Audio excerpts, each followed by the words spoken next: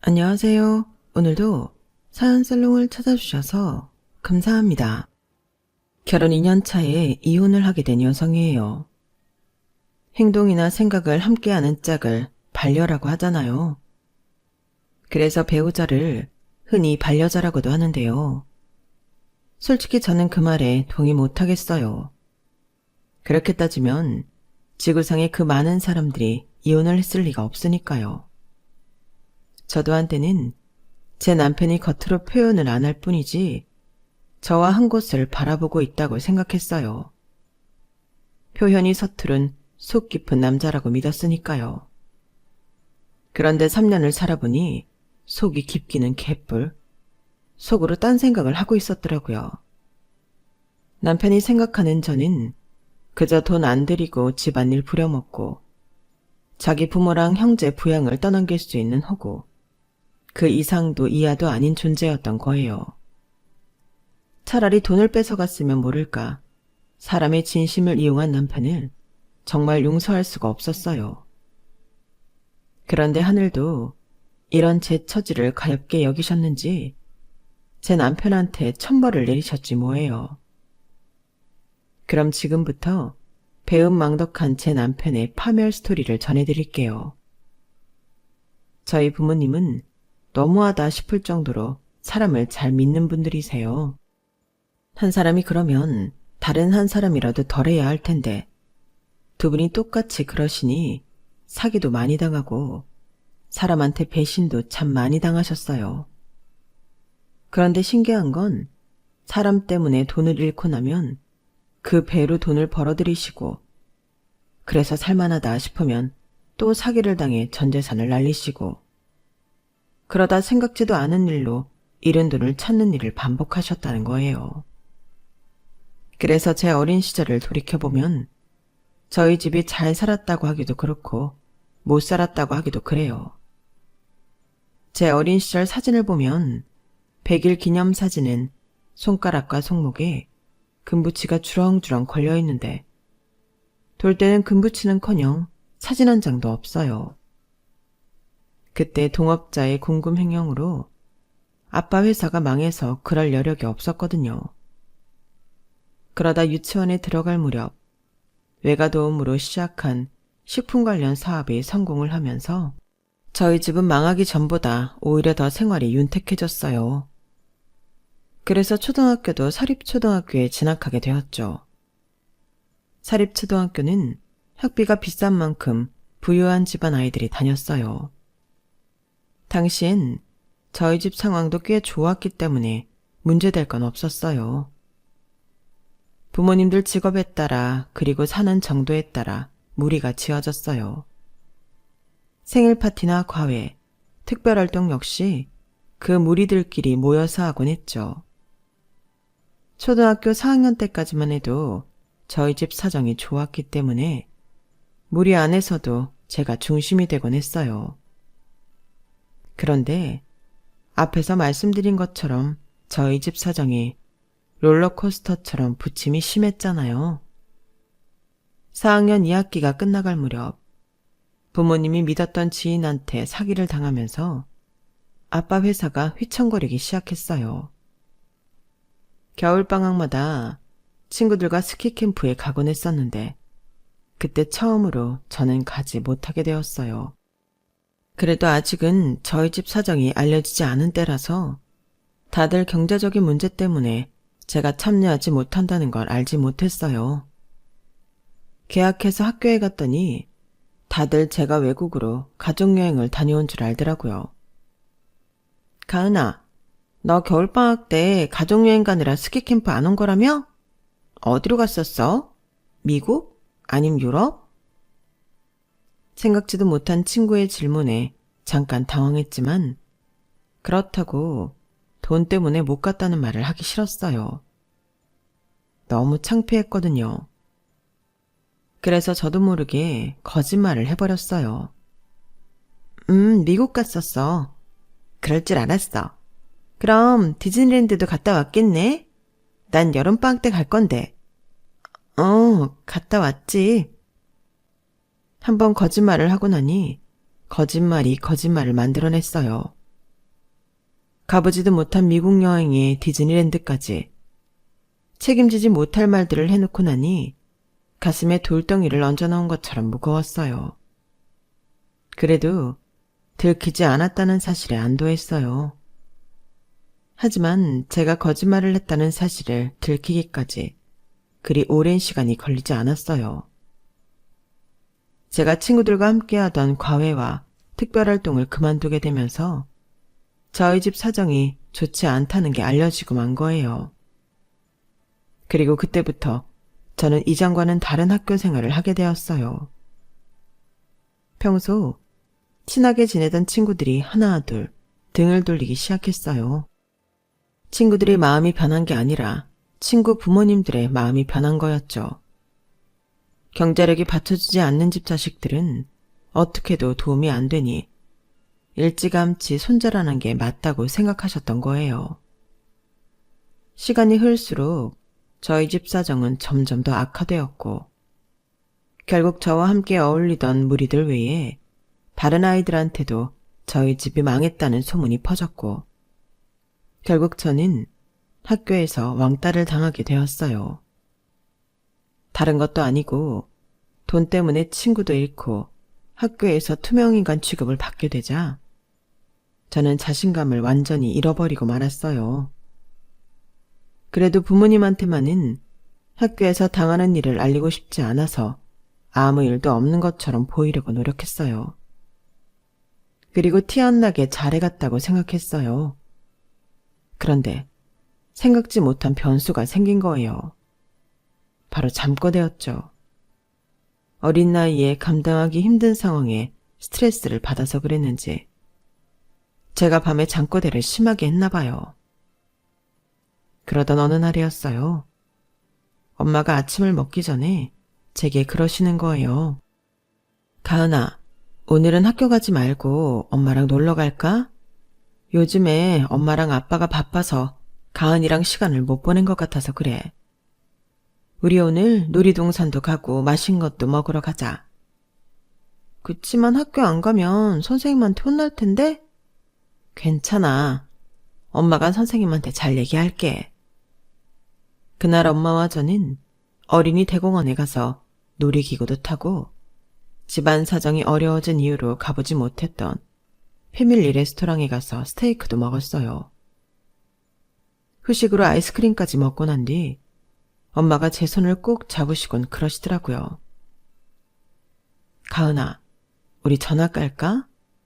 너도 알겠지만 아빠 회사가 어려워지면서 이사도 하고 많은 게 변했잖아. 전처럼 친구들이랑 하던 과외도 못하고 바이올린이랑 특별활동도 못하게 됐고 그러는 과정에서 우리 가은이가 많이 힘들었을 거야. 엄마 아빠가 그 생각을 못했어. 미안해. 엄마는 애써 눈물을 참으셨지만 저는 그러지 못했어요. 그동안 서러웠던 감정이 폭발해 주체할 수 없이 눈물이 흘러내렸죠. 엄마는 그런 저를 꼭 안아주시곤 등을 토닥여 주셨어요. 그리고 이틀 뒤 저는 전학을 가게 되었어요.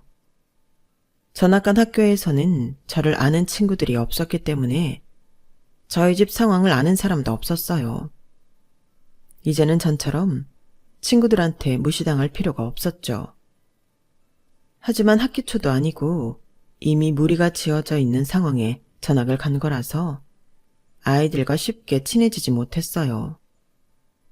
더군다나 이전 학교를 다니면서 친구들한테 마음의 상처를 입은 터라 선뜻 마음을 열지 못한 것도 이유라면 이유였을 거예요. 저는 원래 리더십도 있고 활달한 성격이었지만 1년 가까이 힘든 일을 당하면서 성격이 많이 변해버렸어요. 내 앞에서 웃고 있는 친구들이 언제 또다시 싸늘하게 변할지 모른다는 걱정 때문에 먼저 말을 걸지도 못했고 제게 다가오는 친구들한테도 거리감을 두게 되었어요. 그러다 보니 아이들 사이에서 저에 대한 안 좋은 소문이 퍼지기 시작한 거예요. 전에 다니던 학교에서 사고를 쳐서 강제 전학을 한 게 아니냐. 그러니 사립학교에서 공립학교로 전학 온 걸 거다 등등. 저에 대한 확인되지 않은 헛소문이 만들어졌어요. 전 학교에서보다는 사정이 조금 나아지긴 했지만 여전히 저는 마음을 나누는 친구 하나 없이 외톨이로 남은 초등학교 생활을 끝냈어요. 중학교, 고등학교에 들어가고 나서도 사정은 달라지지 않았죠. 아빠 회사는 거의 파산 직전까지 가기는 했지만 다행히 해외에 수출 판로가 열리면서 기사회생을 하게 됐어요. 고등학교 1학년 2학기부터는 완전히 생활이 나아져서 전처럼 풍요로운 생활이 가능하게 되었죠. 덕분에 비싼 학원 수업과 과목별 과외도 받을 수 있어서 대학 진학을 하는데 많이 수월했어요. 대학에 진학한 뒤에는 호주로 어학연수도 다녀왔고 취업을 위한 스펙도 차곡차곡 쌓아갔어요. 어린 시절부터 워낙 롤러코스터 같은 경제 상황을 경험한 터라 언제 또다시 집안 사정이 어려워질지 몰라서 제가 빨리 취업에 성공해야 한다고 생각했어요. 그러니 대학 생활에 대한 여유 자체가 없었고 동기들과의 교류도 거의 없었어요. 그러다 보니 취업에 성공한 후에도 대학 동기나 선배의 도움을 받을 수가 없었어요. 한국 사회가 학연, 지연에 지대한 영향을 받는다는 걸 생각하면 엄청난 핸디캡이었죠. 그건 입사하고 얼마 안 돼서 바로 체감할 수 있었어요.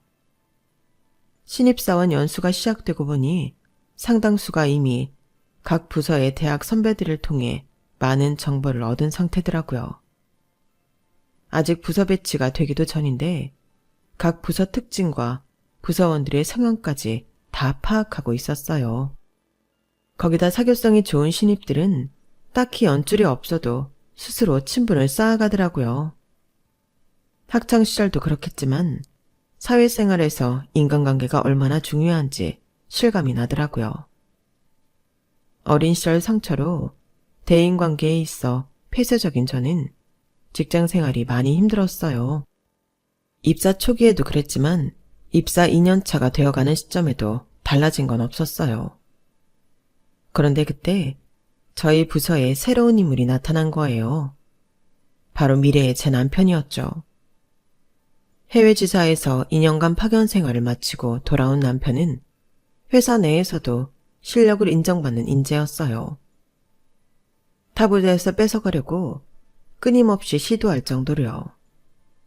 사교성도 좋아서 저희 부서는 물론 타부서 사람들과도 돈독한 관계를 유지하고 있었어요. 해외에 나가 있는 동안에도 본사 사람들과 자주 연락을 해왔던 탓인지 위화감 없이 금세 팀 업무에 합류할 수 있었어요.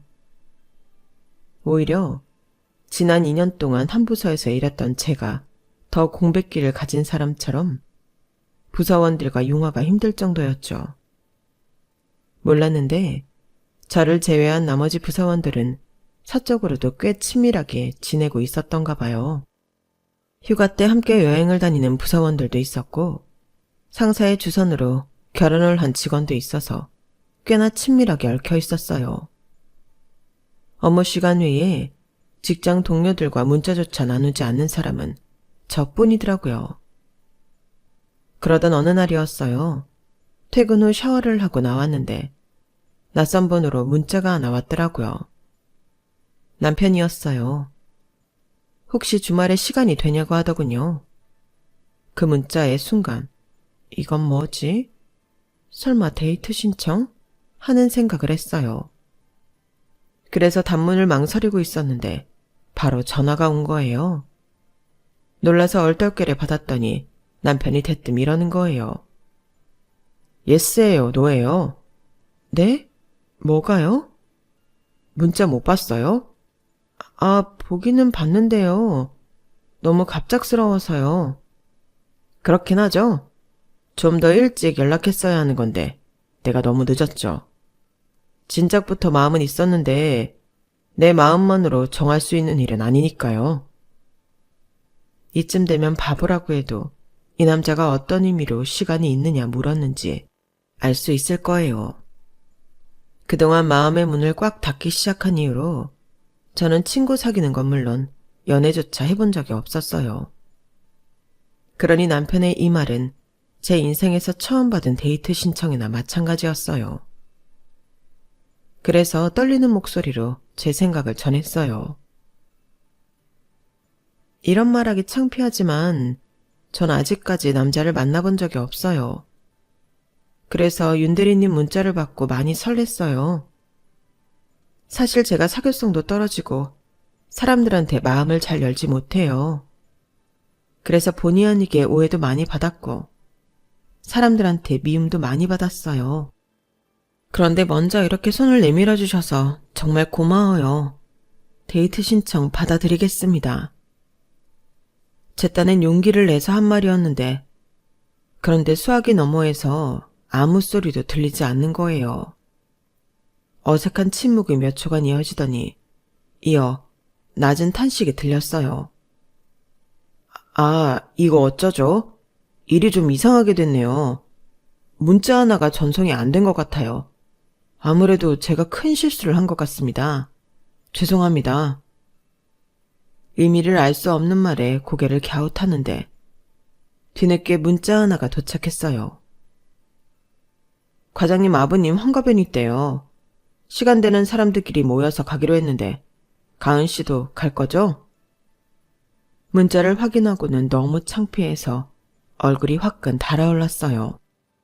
과장님 아버님 환갑잔치에 가자는 문자를 데이트 신청 문자로 알고 혼자 설레발을 친 거잖아요.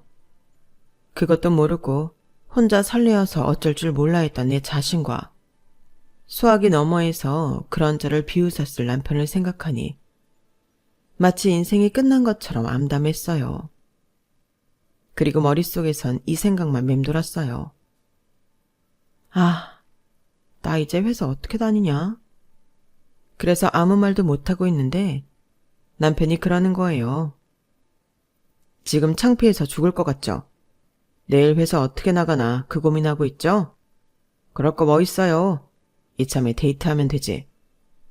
환갑잔치는 저녁 때니까 우리 그날 조금 일찍 만나서 영화 볼까요? 안 그래도 보고 싶은 영화가 하나 있는데 나랑 같이 봐줄래요? 남편은 제가 민망해할까봐 은근슬쩍 데이트 신청을 끼워 넣었어요. 그리고는 제가 거절할 걸 막으려고 통화 중에 바로 약속 장소와 시간, 그날 볼 영화를 정해주었어요. 그 주 토요일. 그렇게 우리는 함께 영화를 보고 환갑연에 참석했어요. 제가 남편과 함께 식장에 들어서자 먼저 와 있던 직장 동료들이 저를 보고는 살짝 놀라는 표정이었어요. 특히 과장님은 더욱 그러셨죠. 진짜 왔네? 이게 웬일이야? 이가은 씨 원래 이런 데 참석 안 하잖아. 윤대리한테 이가은 씨도 같이 온다는 연락받고 깜짝 놀랐잖아. 암튼 와줘서 고마워. 여기 음식 잘 나오니까 많이 먹고 가. 과장님은 무척이나 반가워하시며 저를 맞아주셨어요. 그리고 다른 동료들도 살짝 놀라기는 했지만 그래도 반가워해 주시더라고요. 그날 저는 입사하고 2년이 지나도록 회사 밖에서는 단 한 번도 만난 적 없던 직장 동료들과 2차까지 술을 마시고는 3차로 노래방에서 즐긴 뒤 집으로 돌아왔어요. 학창시절에도 없었던 신나는 경험에 그날 밤 쉽게 잠들지 못했어요. 사람들과 거리를 두기 시작한 이후 이런 경험은 처음이라서 더 놀랍기도 했고 이런 기회를 만들어준 남편한테 고맙더라고요. 그날 이후 저는 동료들과 조금씩 어울리기 시작했어요. 남편이 중간에서 다리가 되어 주었거든요. 그래서 우리가 연애를 시작하고 직장 동료들한테 이 사실을 알렸을 때 다들 그럴 줄 알았다는 반응이었어요. 저는 특히 여직원 중 유일한 기혼자였던 김대리님과는 많이 친해졌는데요. 형제가 없고 인간 교류가 적어서 대인관계에 서툴던 저를 김대리님이 많이 챙겨주셨거든요. 그래서 사적인 자리에선 언니라고 부를 정도로 각별한 사이가 되었죠. 김대리님은 아무래도 기혼자다 보니까 시댁 제사나 경조사, 육아 때문에 야근하는 데 제약이 많았어요. 아직 미혼이던 저는 그런 김대리님을 대신해 업무를 맡아 해드리거나 그 밖에 도움을 드릴 수 있었는데 그걸 무척이나 고마워하시더라고요. 나 때문에 가은 씨가 피해도 많이 보고 매번 미안해. 핑계라고 해도 좋은데 여자가 육아랑 살림을 하면서 직장 일을 한다는 게 쉬운 게 아니야. 어쩔 땐 그냥 회사 때려치우고 살림이나 할까 싶기도 하다니까. 내 선배들도 그런 이유로 다들 회사 관뒀는데 나중엔 후회하더라고. 커리어 문제가 아니라 일단 생활 자체가 안 되거든. 애들 키우는데 돈은 또 얼마나 많이 드는지 그뿐인 줄 알아? 점점 나이 드는 양가 부모님들한테 들어가는 돈도 무시 못한다. 우리 집만 해도 작년에 시아버지가 암 수술하시면서 일 그만두신 뒤로 아주버님네랑 우리랑 생활비 보조해드리고 있는데 내가 일 그만두면 그걸 어쩌겠어. 게다가 시동생은 아직 대학 졸업도 못했는데 등록금은 어쩌고. 외벌이로는 답이 안 나와. 가끔 내가 왜 일찍 결혼해서 이 고생을 하나 싶다니까. 가족하면 내 가족 사는 문제에 양가 가족들 문제까지 함께 떠안는 거라고 생각해야 돼. 그러니까 가은 씨는 결혼 천천히 해. 나처럼 고생하지 말고. 업무적인 꿈뿐만 아니라 현실적인 조언도 많이 해주던 김대리님은 결국 이듬해 가을에 퇴사를 하셨어요. 둘째 출산 후 복귀를 한 지 한 달 만이었죠.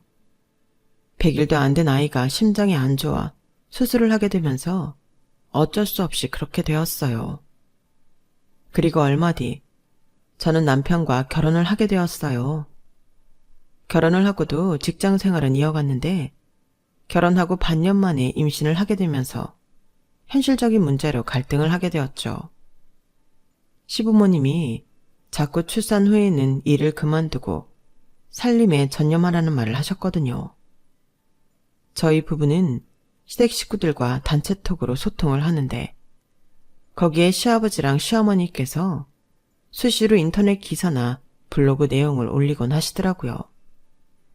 읽어보면 매번 비슷한 내용이었어요. 일하는 엄마에 대한 부정적인 내용들이었죠. 아이의 정서교육을 위해서라도 엄마가 곁에서 보살펴야 한다는 내용과 엄마의 사회적 욕심 때문에 가정이 파괴될 수도 있다는 시대착오적 내용을 담은 궤변글 등이 대부분이었어요. 어디서 이런 것만 찾아오시는 건지 어떤 면에선 참 대단하다 싶더라고요. 사실 저희 친정도 그렇고 시댁도 형편이 꽤 괜찮은 편이라서 돈만 생각한다면 굳이 제가 일을 안 해도 되는 상황이었어요. 하지만 꼭 돈 문제가 아니라 제 인생도 있는 거잖아요. 기껏 힘들게 공부해서 지금의 커리어를 만들었는데 가정을 위한다는 허울로 저만 꿈을 포기하라고 강요하는 건 불합리하다고 생각해요. 그렇게 따지면 남편도 저와 같은 선택지를 받아야 하는 게 아닌가 하거든요. 하지만 되려 남편은 자기 꿈을 위해 회사까지 그만두고 창업을 하겠다는 거예요. 여보, 그걸 꼭 지금 해야 돼? 나 출산하면 한동안 육아휴직 해야 할 텐데 그럼 우리 생활비는 어떡해? 무슨 계산법이 그래. 내가 백수를 살겠다는 게 아니라 회사를 차리겠다고 하잖아. 회사 차리면 거기서 벌어들이는 돈이 있는데 왜 먹고 살 걱정을 해? 당신 나 못 믿어? 당신 눈에는 내가 그렇게 능력 없는 사람으로 보이냐고. 일도 시작하기 전부터 초를 뿌리냐? 그래, 100번 양보해서 당신 말대로 수익이 안 나는 최악의 상황이 된다 치자. 그런다고 우리가 손가락 빨고 살게 될 것 같아? 우리 부모님이 자기 손주랑 며느리를 그렇게 살게 내버려 두시겠냐고. 괜한 걱정 그만하고 당신은 태교에나 신경 써. 엄마가 부정적인 생각을 하면 태아가 그걸 다 느낀다잖아. 그리고 우리 아이를 생각해서라도 창업이 답이야. 당신이 언제까지 회사 생활 할 수 있을 것 같아? 육아휴직 끝나면 그 다음은?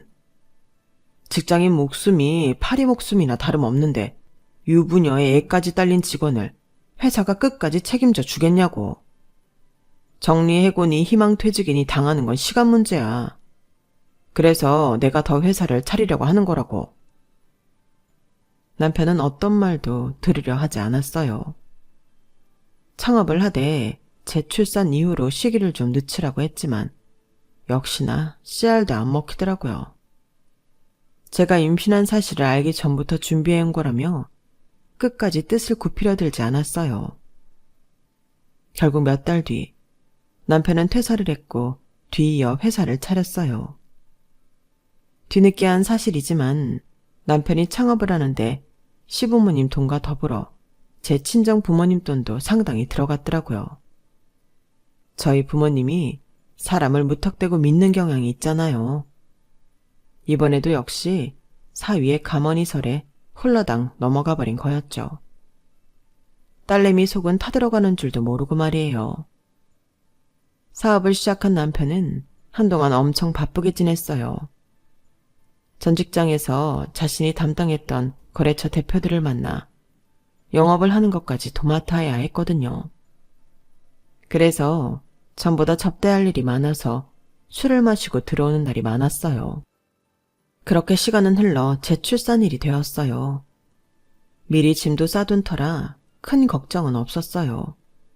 그런데 뭐? 출장을 간다고? 나 몸 상태가 아무래도 곧 출산이 임박한 것 같은데 혼자 어떻게 해? 나 무서워.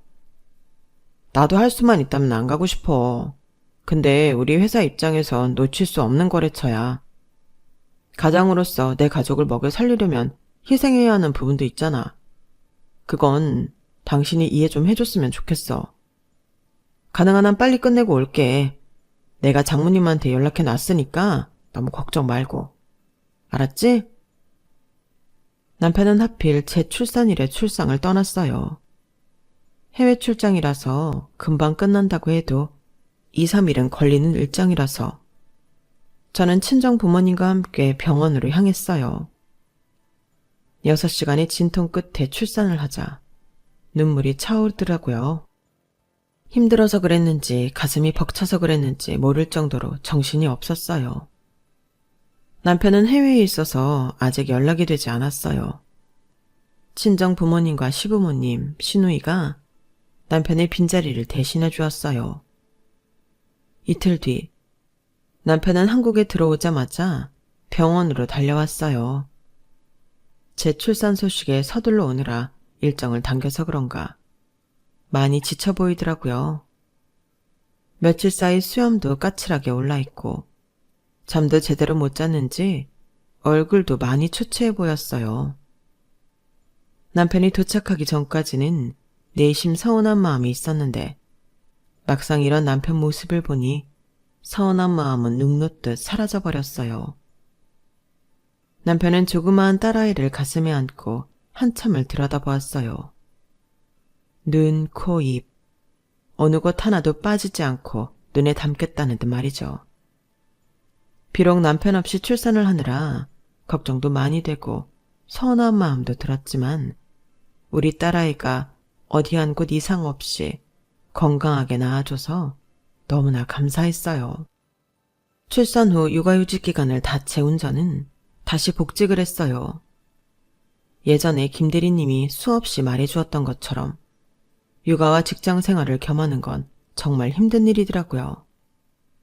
몸도 힘들지만 정신적으로 너무 스트레스를 많이 받아서 금방이라도 멘탈이 무너져 내릴 것만 같았어요.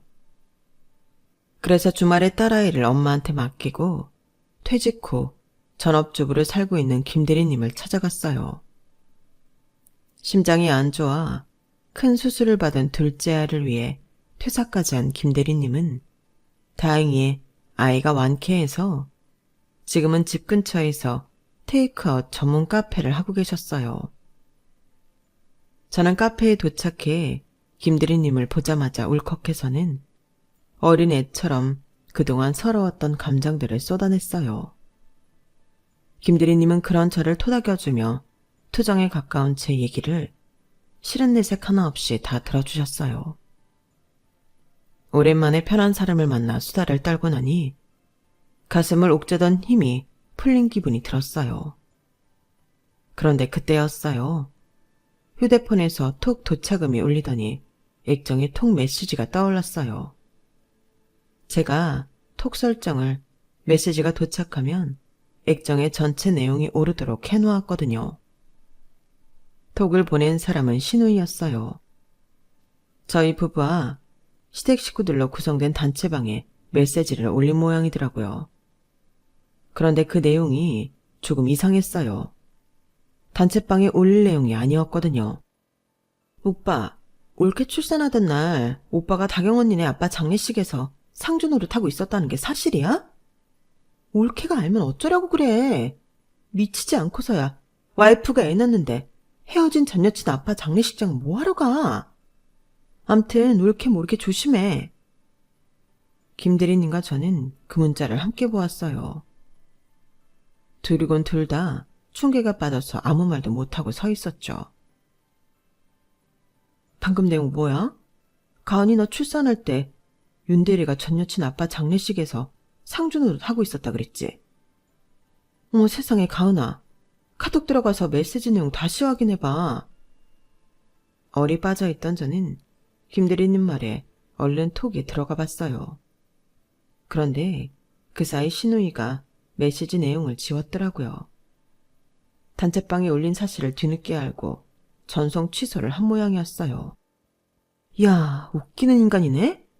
아니, 생각이 있는 사람이 없는 사람이야? 다른 날도 아니고 와이프가 출산하는데 전 여친 아빠 장례식에 가? 그것도 상주까지? 가은아, 너 괜찮아? 아니요, 안 괜찮아요. 지금 너무 화가 나는데 어떻게 해야 될지 모르겠어요. 언니, 나 어떻게 해야 돼요? 그러자 김대리님은 잠시 생각을 하더니 진지하게 물었어요. 먼저 이것부터 정해. 너 남편이랑 살 거야 말 거야? 그걸 정해야 방법을 찾지. 솔직히 마음 같아선 당장 헤어지고 싶었어요. 하지만 딸아이를 생각하면 섣불리 결정을 내리기가 힘들더라고요. 외도를 했다는 확실한 증거가 있는 것도 아니고 전 여자친구 아버지 장례식장에서 상주 노릇한 걸로 이혼까지 하기는 무리가 있었으니까요. 그래서 일단은 남편이랑 얘기를 해보기로 했어요. 그런데 석고대죄를 해도 모자랄 판에 남편이 선을 넘더라고요. 뭐? 이혼을 하자고?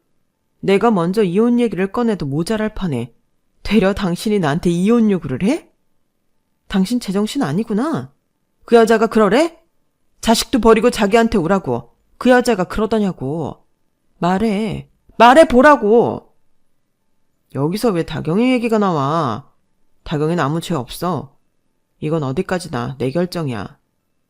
난 다경이가 변심해서 날 버린 줄 알았는데 그게 아니었더라고. 우리 어머니가 나한테 거짓말을 했던 거야. 그걸 알자마자 난 당신이랑 헤어질 결심을 했어. 우리 부모님이 그렇게 반대만 안 하셨어도 난 진작에 다경이랑 결혼했을 테니까. 그러니까 우리 헤어지자. 충격적인 그 말에 한숨만 났어요. 남편은 집안의 반대 속에 여자친구와 사귀어 왔는데 여자친구가 변심을 하면서 헤어지게 됐다더군요. 그 충격에 해외 지사로 자원해 한국을 떠났다가 돌아와 저와 결혼을 했던 거예요. 그런데 제가 출산을 하기 얼마 전 지인을 통해 전 여친이 변심해 자신을 떠난 게 아니라는 걸 알게 됐고 이후 저를 속인 채 만남을 지속했더라고요. 저와 이혼하고 둘이 결혼하기로 약속까지 했다나요? 그러니 당연하다는 듯 전 여자친구 아버지 장례식장에서 상주 노릇까지 했던 거예요. 어린 시절 느꼈던 인간에 대한 배신감을 세월이 흘러 내 남편한테 또다시 느끼게 될 줄은 몰랐어요. 자신의 유책 사유를 밝히면서까지 당당하게 이혼을 요구하는 뻔뻔함엔 치가 떨릴 정도였어요. 당신이 원하는 게 이혼이라면 난 절대 이혼 안 해줄 거야. 내가 하고 싶다는 마음이 들 때 그때가 우리가 이혼하는 날이야. 그게 1년 뒤일지 10년 뒤일지 그건 내가 정하는 거야. 그때까지 당신은 남편으로서 아빠로서 책임을 다해. 사실 남편한테는 정남이가 다 떨어졌지만 그 인간이 원하는 대로 해주기 싫어서 어거지를 부렸어요. 그리고는 김 대리님을 찾아가 상의를 하고는 업체에 의뢰해 남편과 남편의 전 여자친구에 대한 뒷조사를 했어요. 이혼할 때 조금이라도 남편한테 타격을 주기 위해서였는데 얼마 뒤 재미있는 상황이 벌어진 거예요. 생각지도 못한 빅 이벤트였죠. 이거 하나면 남편한테 빅엿을 날리며 복수를 할 수 있을 것 같았어요. 그래서 남편한테 이혼을 조건으로 걸고 마지막으로 지인 결혼식에 함께 참석해달라고 했어요. 결혼식만 같이 가주면 이혼하기로 한 약속 꼭 지켜. 걱정하지 마. 난 내 입으로 한 말은 꼭 지키는 사람이니까. 당신이야말로 이혼하기로 한 그 약속 반드시 지켜. 그리고 하나 더. 양육권이랑 친권 나한테 넘겨. 그래. 이혼만 해준다면 뭐든 해줄게. 각서를 쓰라면 당장이라도 각서 써줄게. 남편은 제가 먼저 말을 꺼내기도 전에 자진해서 각서까지 써줬어요. 그리고는 신이 나서는 출발 시간도 되기 전에 주차장으로 내려가 차에 시동을 걸고 있었어요. 아주 신이 나 보이더라고요. 그래, 네가 언제까지 웃을 수 있는지 한번 보자. 속으로 칼을 갈면서 남편과 함께 결혼식장으로 향했어요. 결혼식장 주차장에 도착한 저는 남편한테 물었어요. 누구 결혼식인지 궁금하지 않아? 그건 알아서 뭐해. 앞으로도 볼 일도 없는 사람일 텐데. 그나저나 당신 약속한 거 꼭 지켜. 결혼식 끝나고 바로 이혼하는 거다. 걱정하지 마. 그 약속은 꼭 지킬 테니까. 누구 결혼식인지 관심도 없는 남편은 식장에 들어갈 생각도 않고 어딘가에 계속 전화를 걸어댔어요. 상대가 전화를 받지 않는지 애가 타는 얼굴이더라고요. 드디어 식장에 하객들이 차고 곧 식이 시작된다는 방송이 나왔어요. 남편도 식장으로 들어오더라고요. 신랑 입장에 이어 신부 입장을 위한 피아노 연주가 시작됐어요. 그러거나 말거나 남편은 어딘가에 문자를 보내느라 바쁘더라고요. 여보, 신부가 말이야. 딱 자기 스타일인 것 같은데 한번 봐봐.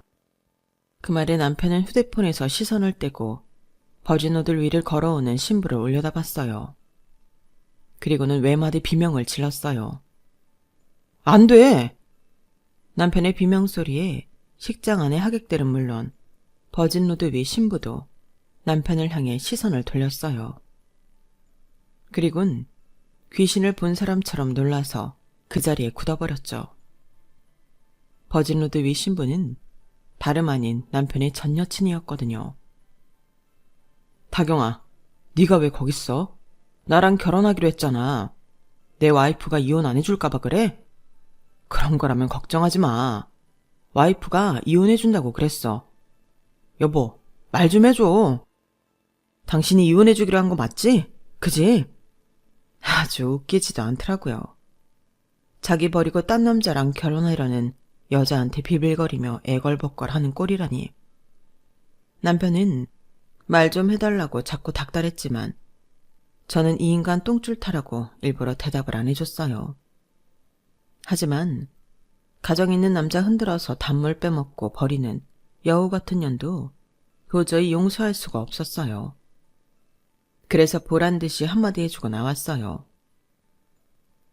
여자한테 홀려 가정도 버리겠다는 놈이나 자식까지 있는 유부남이랑 붙어먹다가 단물 빠지니까 버리는 년이나 똑같은 것들이 놀고들 있다.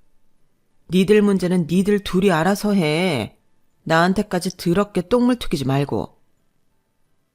제가 결혼식장을 빠져나왔는데 안에서는 아주 난리가 나버렸어요.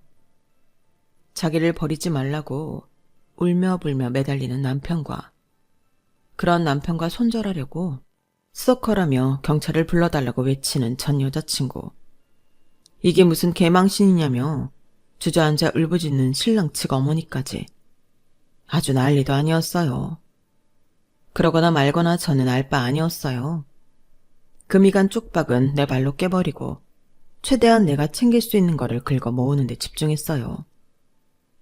딸아이 양육권과 친권, 그리고 친정아빠가 남편 회사에 투자해준 투자금 회수, 남편과 상간녀에 대한 위자료 청구 등 하나도 빠짐없이 정리해 받아냈어요. 정말 다행이었던 건 아빠가 남편한테 돈을 빌려줄 때 제대로 된 차용증을 받아뒀다는 거예요. 사람 잘 믿기로 유명한 저희 아빠가 사위한테까지 꼼꼼하게 차용증을 챙긴 건 바로 저 때문이었어요. 아빠가 사기를 당해 회사가 휘청거렸을 때 제가 학교에서 당했던 일을 엄마한테 전해 들으시고는 정신을 바짝 차리게 되셨거든요. 결국 이혼으로 자식도 잃고 회사도 잃게 되었어요. 남편 말이죠. 거기다 신랑 모친이 결혼식이 파투가 난 거에 대한 손해배상 및 상간남 위자료 청구 소송까지 당하게 되었어요. 시어머니는 시어머니대로 남편의 전 여자친구에 대해 소송을 걸었죠. 아주 끝나는 순간까지도 난장판이었어요. 현재 저는 딸과 함께 친정에서 살고 있어요. 제가 직장 생활을 해야 해서 엄마가 제 딸을 봐주고 계시거든요. 부모님께서는 이혼하고 돌아온 제게 화를 내기보다는 위로를 해주셨어요. 그리고는 우리 모녀의 든든한 버팀목이 되어주셨죠. 그러면서 한편으로는 걱정을 하셨어요. 제가 이 일로 인해 또다시 사람에 대한 마음을 닫을까 봐서요. 하지만 그런 걱정은 하지 않으셔도 될 거예요. 저는 사람한테 배신을 당한 게 아니라 인간 같지 않은 거한테 배신을 당했을 뿐이니까요. 그러니 더는 전처럼 마음의 문을 닫을 이유가 없는 거죠. 앞으로는 어떻게 하면 딸아이와 함께 행복하게 살 수 있을까? 그 한 가지만 생각하려고 합니다. 지금까지 제 사연을 들어주셔서 감사합니다.